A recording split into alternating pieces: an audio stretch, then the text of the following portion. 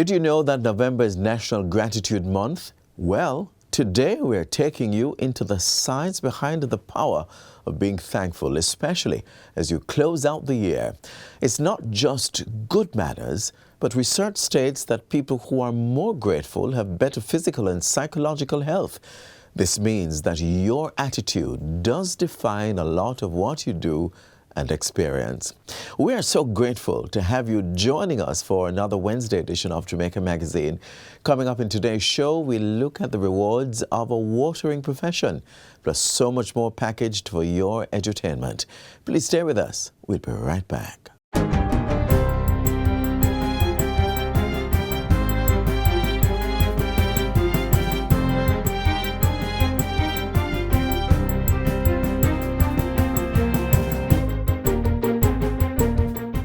Good day, I'm Stephen McHugh, and this is your JIS News for Wednesday, November 23, 2022.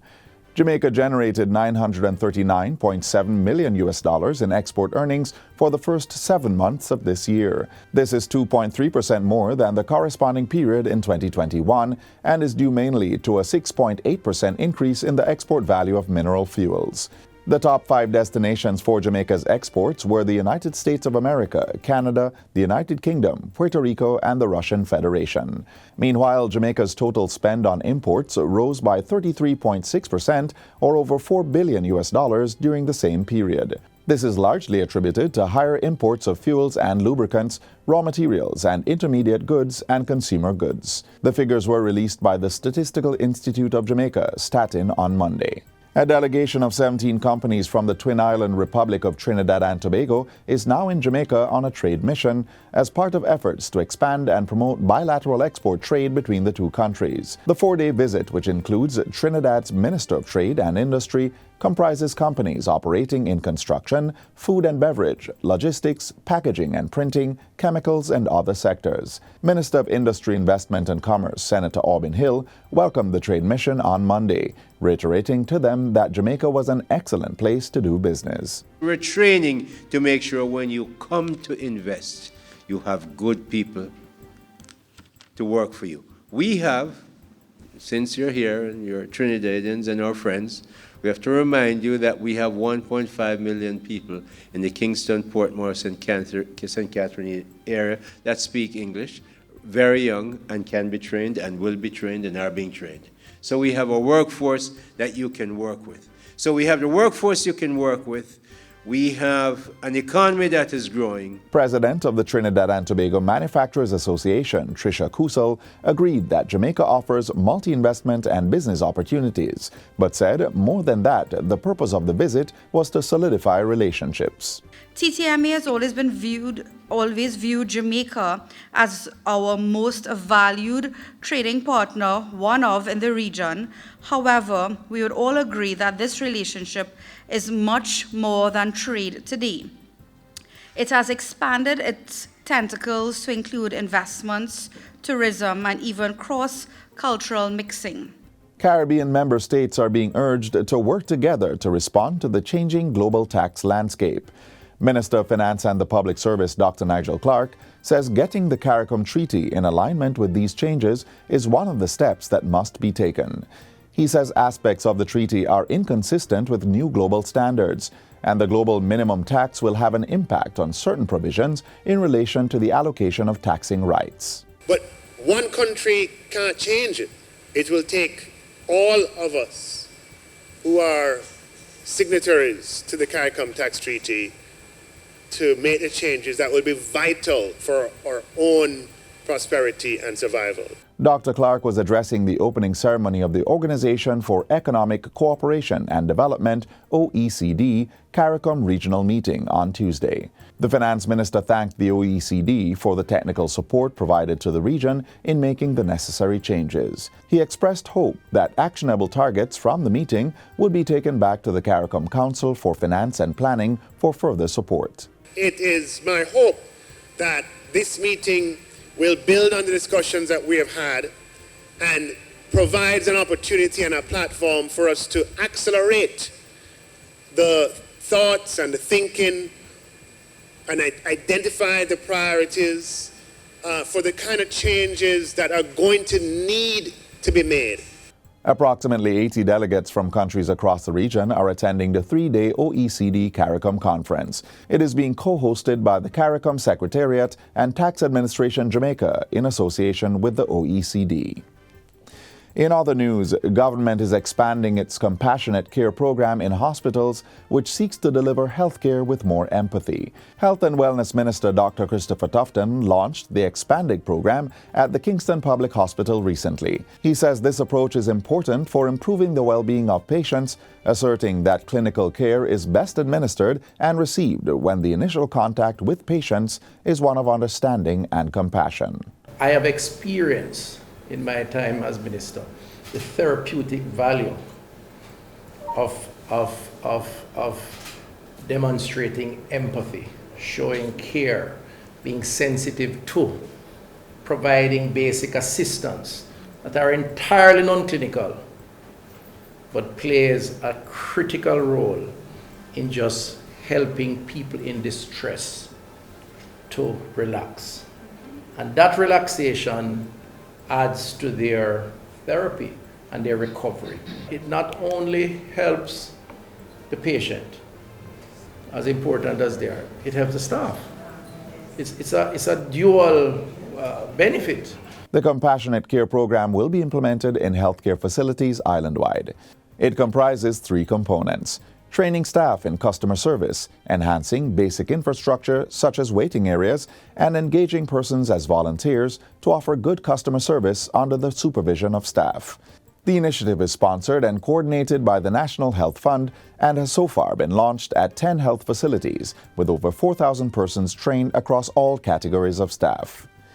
And finally, paternity leave for fathers of newborns and an increase of paid maternity leave from 40 days to 3 months are slated to come into effect on January 1, 2023. Minister of State in the Ministry of Finance and the Public Service, Marcia Smith, made the announcement while addressing the Civil Service Week Public Forum held at the Jamaica Pegasus Hotel on Tuesday. She says the introduction of paternity leave is groundbreaking and timely. Because for a strong society, we need strong fathers. And the introduction of paternity leave is showing that the government of Jamaica sees the importance of fatherhood in the parenting of a child. Minister Smith also revealed that family leave for adoptive parents bringing a new child into the home will take effect on January 1 as well. This is an opportunity for other Jamaicans who have the capacity and the ability to take on foster a child. If you are a public servant, you are going to be given that opportunity to get those weeks to settle that child in before you go back to work fully. The changes are coming out of the current public sector compensation review and will be facilitated by updating the public sector staff orders of 2004. The compensation review is intended to overhaul the structure of salaries and other emoluments in the public service.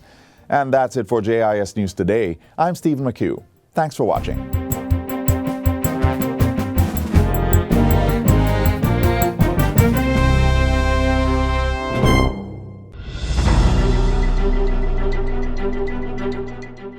Every Jamaican has the right to know what is happening in Parliament, to know when new laws are being passed, and to give their opinions on legislation before either house.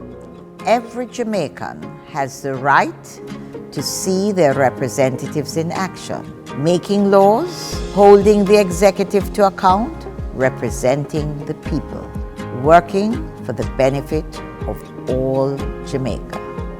It is your right to observe first-hand meetings of the Senate, meetings of the House of Representatives, and the meetings of parliamentary committees. You may also take a tour of your parliament.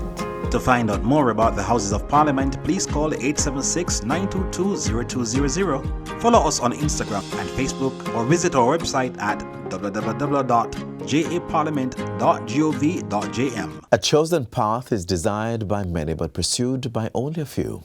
In this next feature, we follow the footprints of women who are making an indelible impact in their chosen profession. History and perhaps culture have kept many women a rung lower on the professional ladder and firmly planted in fields once deemed a man's domain. But more women are going beyond the expected and dismantling these stereotypical norms. One of the biggest areas in which they're going beyond the unseen rules guiding gender and professional expectations is hydrology. Hi, I'm Alexia Gray and I'm a woman in hydrology. Hi, my name is Natalie Hutchings and I'm a hydrogeologist at the Water Resources Authority. And yes, I'm a woman.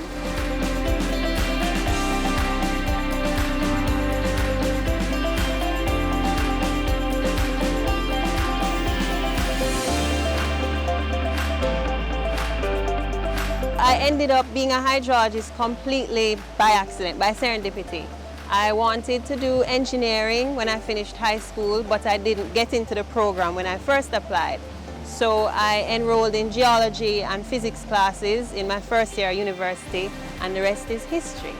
As a hydrogeologist, some of my routine work includes wells and stream flow monitoring and measurements. I also do water quality sampling, and I create maps and do reports. So essentially my work takes me traveling around Jamaica in search for water sources. Hydrogeology was something I've always wanted to do. So from high school, I wanted to be a geologist. So I went to UWI to do geology. And then that led me into a career at the WRA, where now I work in water. And I've come to appreciate water as the most invaluable natural resource on Earth. Despite ideas of progress not always matching parity, or the whole narrative of what's a man's or a woman's job, what these women are doing is significantly impacting lives right across the country.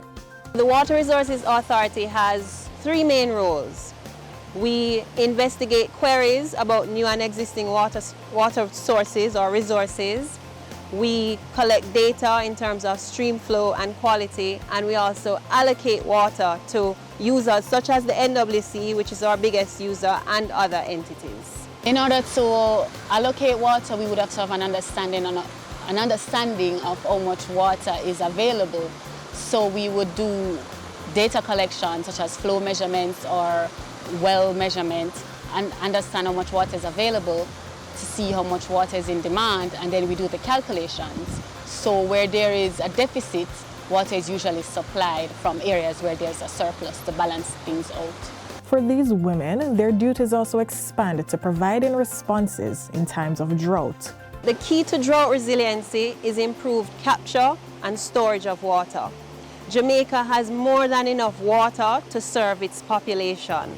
However, our problem is that we do not capture enough of it, and we do not have enough storage for the population. So the key is to capture it, reduce leaks, and to build more storage, install tanks, build more dams, and other types of reservoirs. They're also testing and assessing the quality of our groundwater while keeping us all in the know. Jamaica's groundwater quality is generally good. It meets the ambient standard, the national ambient standard. Ambient meaning doesn't need any treatment, right?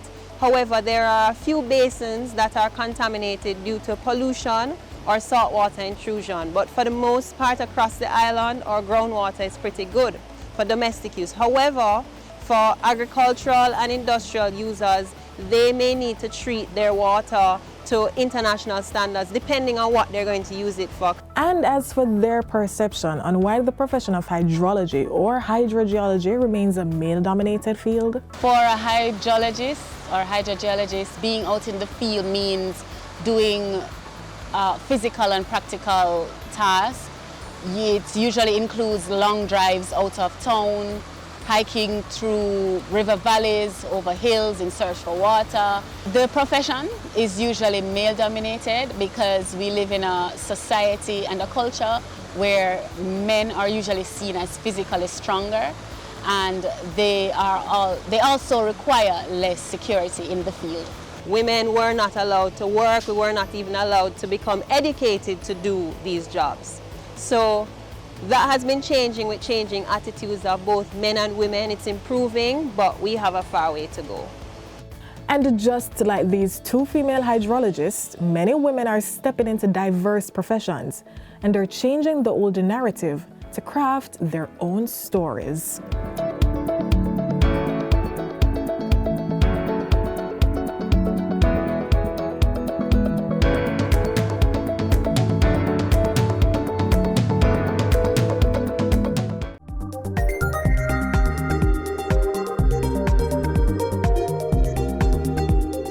Up next, we take you to another leg of progress as we look at the open market of opportunities available for those interested in preserving Jamaica's food security.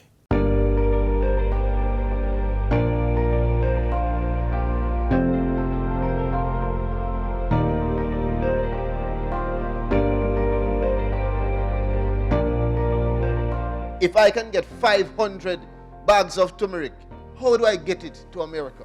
Jamaica's agriculture sector is gearing up to dig deeper roots through the many opportunities coming out of its first hybrid agribusiness investment forum. The market is open as the Ministry of Agriculture and Fisheries, through the Agro Investment Corporation, AIC, seeks to widen the net of large-scale investments in agriculture. In a race to preserve Jamaica's food security, the sector is being rebranded as more than just a tool for survival. The investment forum featured over 500 participants joining virtually as stakeholders from government, finance, export, and regulations shared expertise on the business process of agriculture. Agro-Invest will continue to play our part by facilitating the business assets through matching, one-on-one dialogue, collating, reviewing and disseminating a set of bankable projects that would interest investors, promoting region-wide network for expanding production and distribution, matching agribusiness entrepreneurs wishing to network with potential investors to collaborate on new opportunities in the agri-sector. Over the past 2 years, the AIC has provided strong support to farmers and investors by writing 300 business plans, putting 2,000 acres of land into production, and connecting producers with exporters by organizing export functions.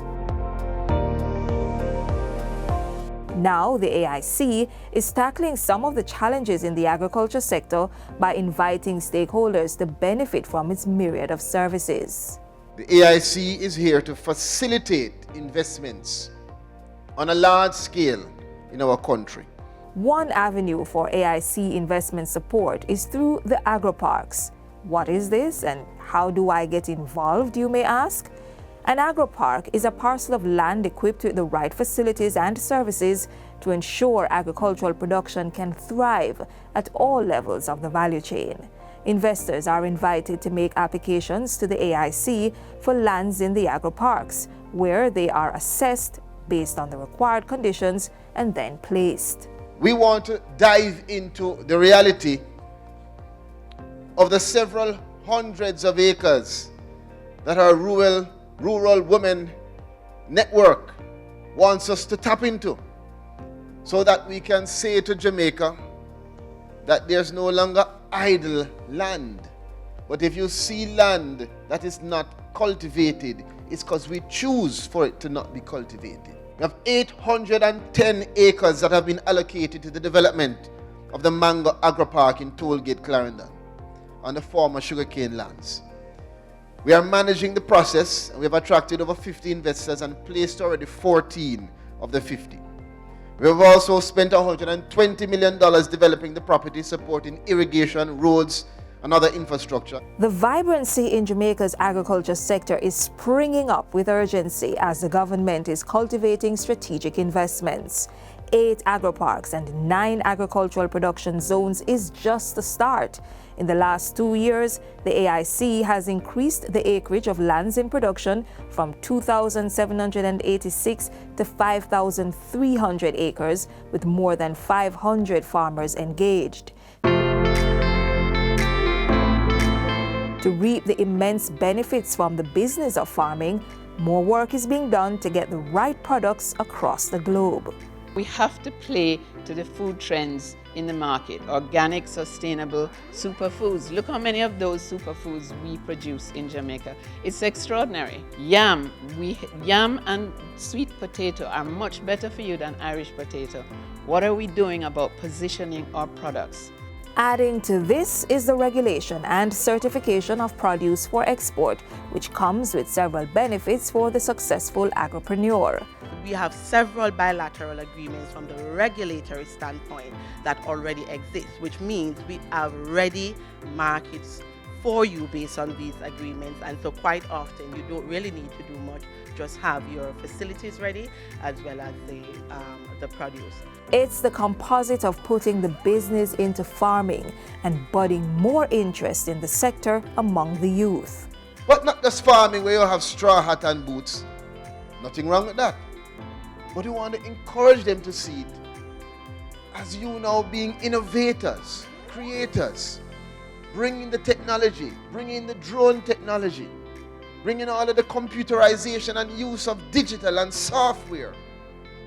And let our youngsters from early childhood, 3-year-old, 4-year-old must be excited about it. Let's change the way we introduce agriculture to them. Farming is the future of Jamaica. According to the Food and Agriculture Organization of the United Nations, the FAO, world food production must increase to 70% by 2050 to feed the global population. And that is why we have scored investment of $120 million on our Holland agroeconomic zone, where a factory is being constructed right now to expand agro-processing there.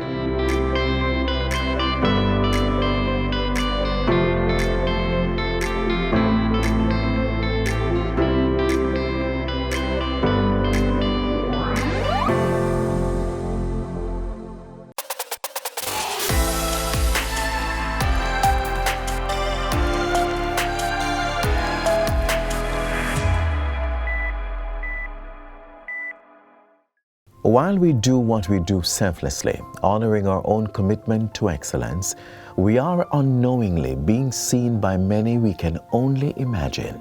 These words best describe the role of a hero, committed to unwavering integrity and passion, fueled by purpose.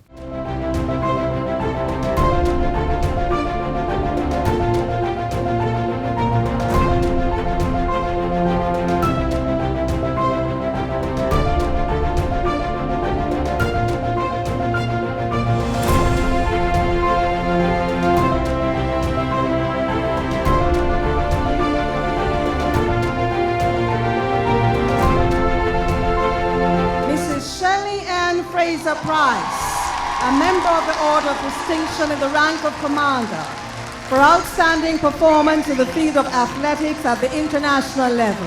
Well, it definitely means a lot to be honored in your country for your service and your hard work. And I think for me, being able to represent my country is always an honor. And for me going forward, I think, just continue to raise the bar, continue to work hard, continue to be committed, and again, the legacy is about impact, making sure that other young girls know that they too have a path and they know the path and they too can achieve success from a path or a similar path like Shelley-Ann. For exceptional achievements in sports of track and field, athletics at the national, world championship and Olympic levels. I'm just grateful to be standing here receiving this award today. I'm just grateful. I would have never imagined, but definitely hard work pays off. It's just for me, it's just probably where I come from. I just want to stay motivated. There are a lot of persons in my community who probably see me and want to be like me or better than me. So I think that keeps me motivated. A lot of youngsters look up to me, and for that I'm just grateful. For outstanding contribution to music, philanthropy, and positive pro-social message to youth. I decided several years ago to spend more time and give more energy and effort to things that are, in my view, of national importance and different things that I'm also passionate about.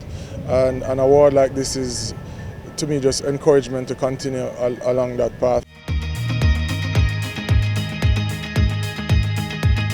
I'm proud of my involvement with the retransform program because of what it means for those juveniles in the system and what it can mean if they change the direction of their lives. Dr. Amina Isolane Blackwood Meeks, Badge of Honor for Meritorious Service for contribution to the development of the literary arts in the Jamaican culture. It means that we are on purpose, and it means that it is being recognized that we are on purpose. It's all about the future. It's all about maintaining what we have. Sometimes we live on the legacy, we live on the name, and we don't build on it. So my dream is that those who have been impacted by my work will build on it. These honorees are on a journey, each with different paths. And as their work continues, so will the stories on their impact.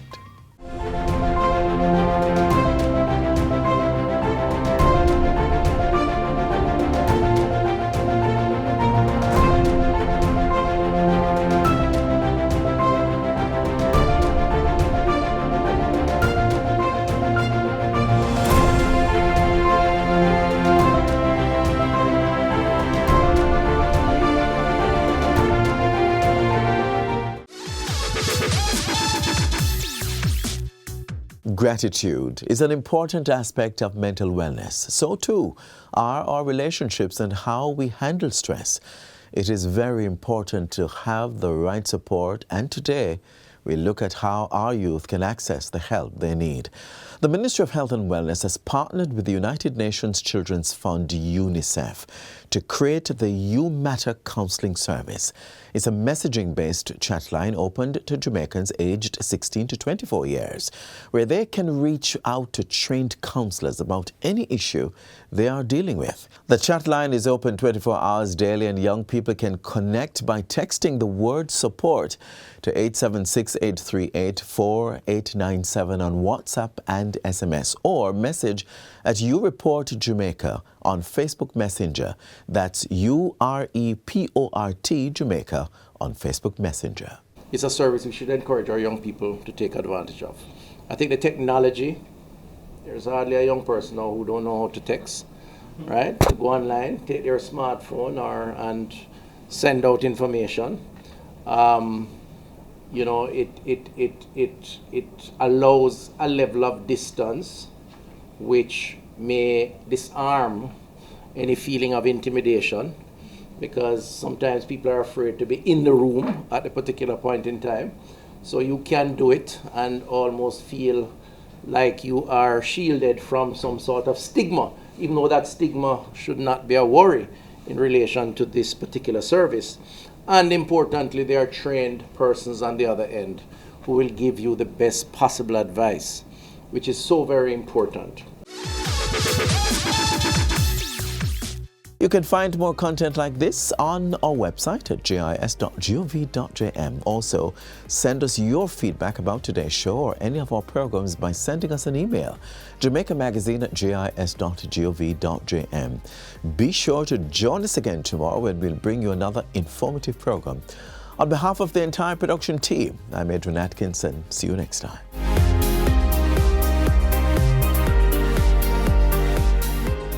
This has been a production of the Jamaica Information Service, the voice of Jamaica.